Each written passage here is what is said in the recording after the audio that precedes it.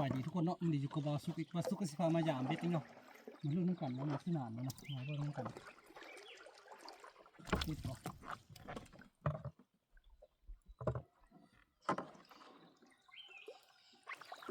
น้ำขึ้นสูงแล้ววันนี้ต้องไงเอาใหม่น้ำขึ้นสูงเราต้องเอาตะขอมาเกาะนะเพราะว่า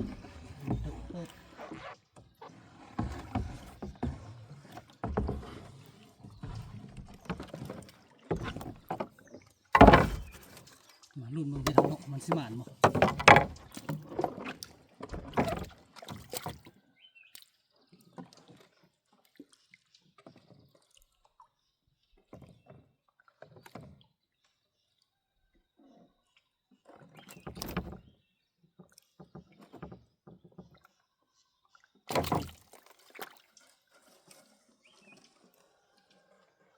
ไม่เท่ากันหนาอยู่เติบเลยเนาะที่ยังบ่ได้นู่นที่ยังบ่ได้ทันได้เนาะประมาณเนาะรู้ว่ามันกันมันสิหมานเลย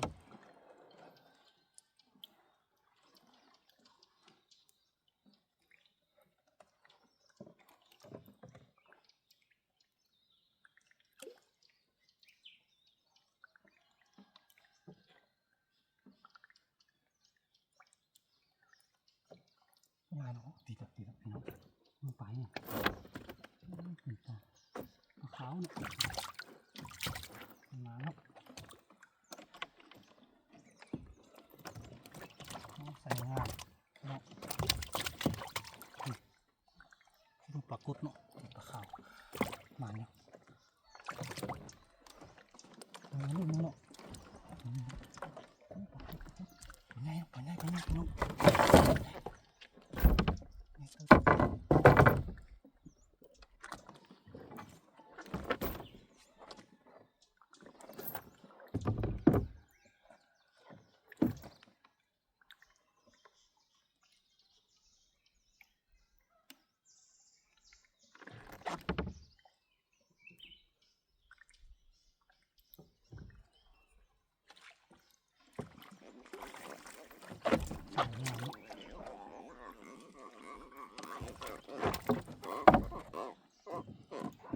ใส่ลูก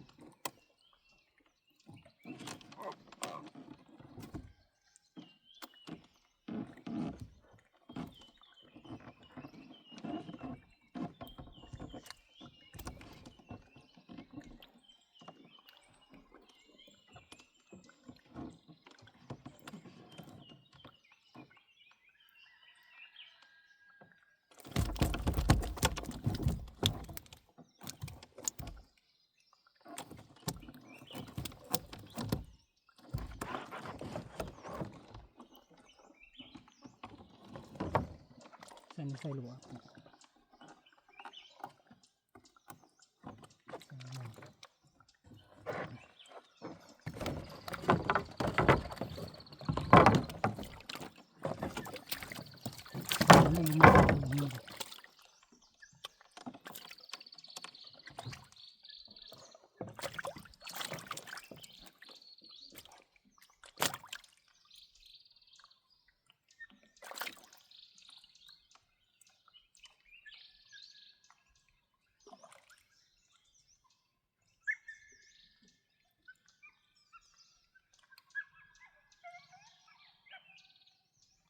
นี่มัน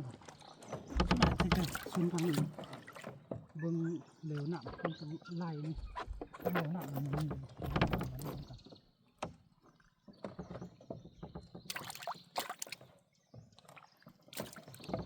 ใหม่ไหนติดใหม่พี่น้องแต่เทอมติดตลอดมาจน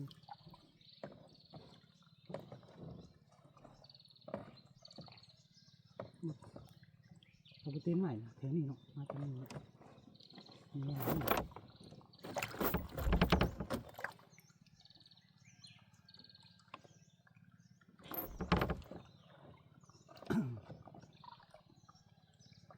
ี่เบิ่งน้ำกัดมันจะดึงขึ้นเนาะเพราะเธอนี่มันดึงขึ้นเนาะโอ้เธอนี่มันจะดึงขึ้น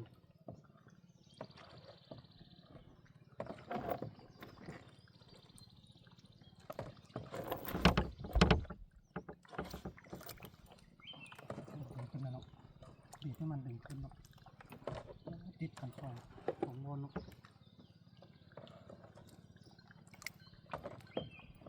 ให้ต่อไปเลยบีบให้มันดึงขึ้น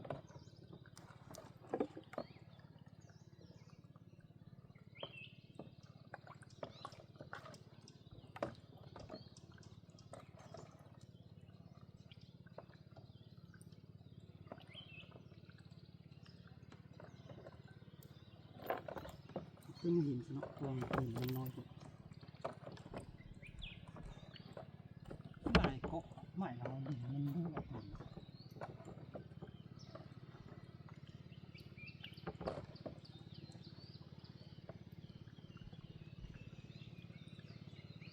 ดูมันชนทางนี้มันที่นี่ขึ้นมา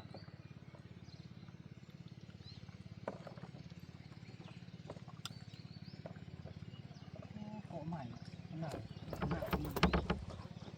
เกาะใหม่มันอยู่ที่นี่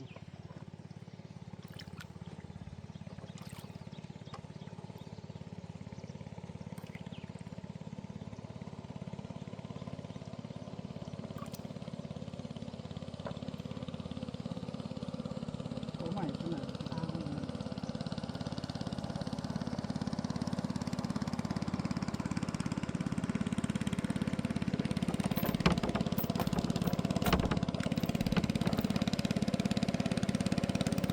ันหนุนชนเต็มทางนี้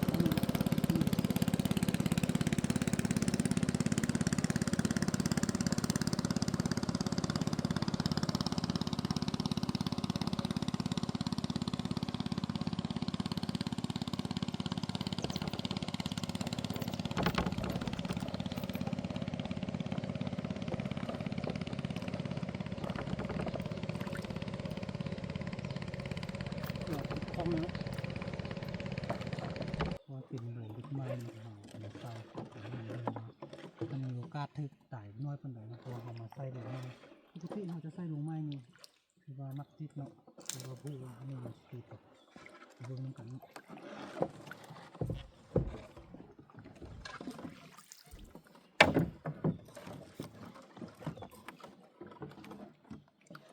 รวมกันสิมาเนาะ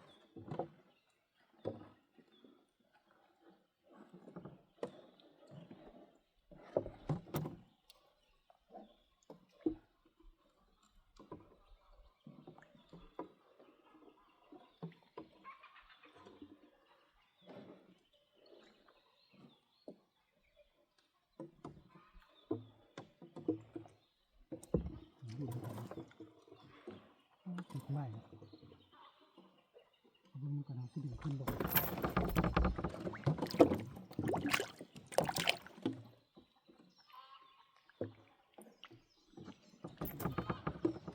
ข้างในใหม่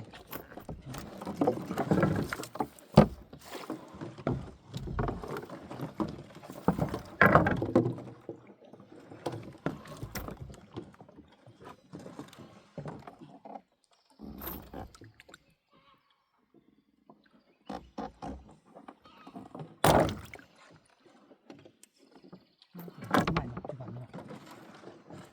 ดึงมันขึ้นมา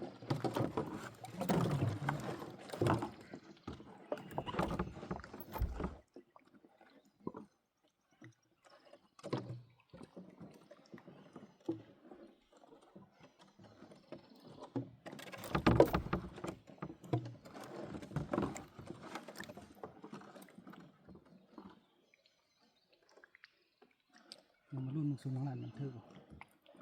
มีปลาไฟแล้ว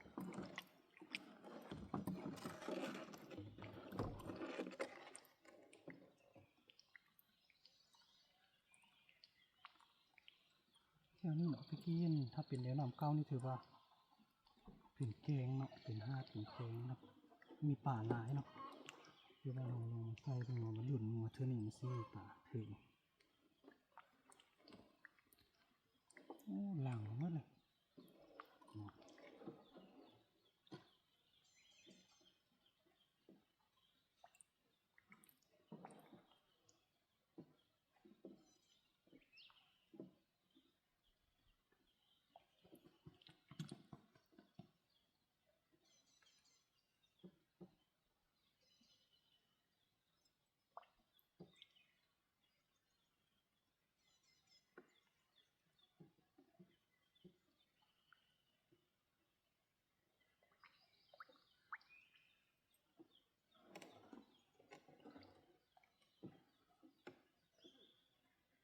คือว่าหลังหมดเลยเนาะ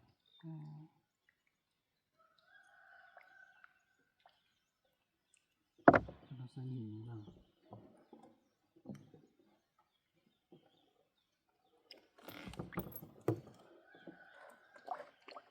ดังอันนี้จะเป็นดังที่เฮาส้มตอนเฮาดึงเบ็ดออกมาเฮาเตรียมจะมาใส่นะมันจะเป็นเฮาซ่อมบ่ดีมันจะเป็นอันนี้เฮาเกาะบ่ดีเฮาเรียนน้ำหนักมันบ่ดีถ้าสายมันลังอยู่แล้วเนาะเฮามาใส่มันจะเป็น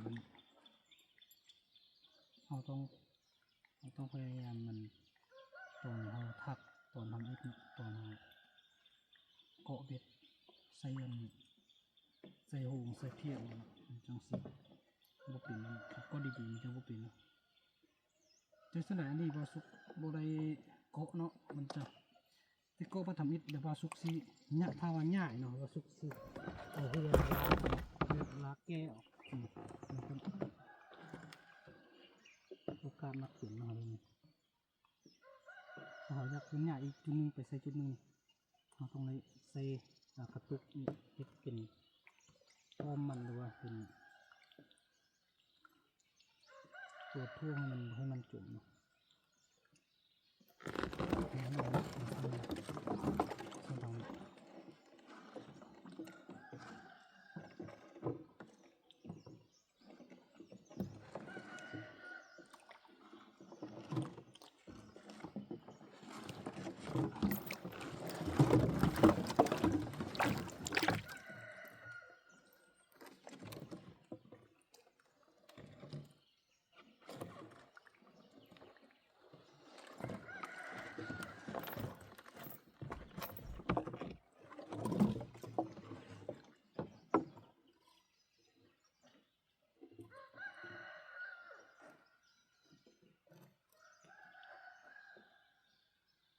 ก็อย่ามาครึ่งนึงคือว่ายังที่จะปลูกไม่เดือนนอกเราเป็นส่วนทั้งนี้เนาะแล้วนี่จะเป็นป่าหลายเนาะถ้าเพื่อนสังเกตป่ามันยังขึ้นบอนตลอดเนาะเราเพื่อนมันชื่อป่าที่เป็น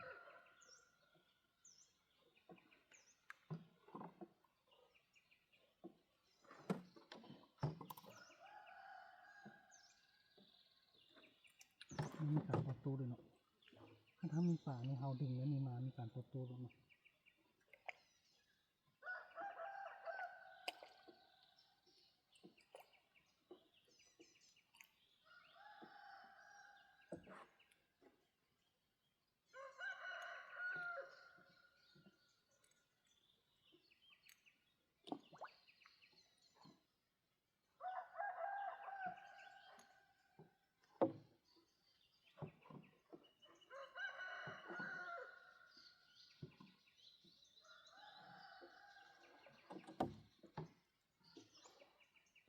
ป่ามันขึ้นมาเนาะ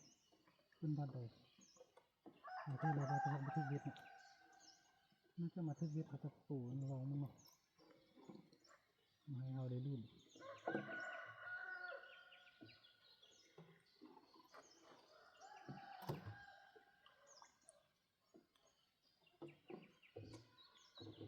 ก็ลายถ้ามันจะโบนอยู่เถิงเป็นหน้าป่า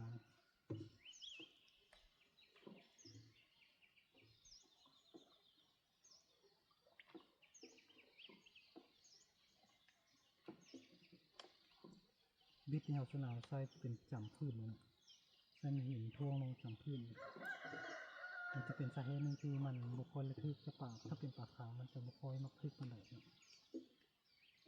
ที่สองมาตัวปลาขาวนี่มันจะมีเกล็ดเนาะมันค่อนข้างแข็งอะไรมันค่อนข้างมามีโอกาสติดมันจะน้อยแต่ถ้าเป็นปลา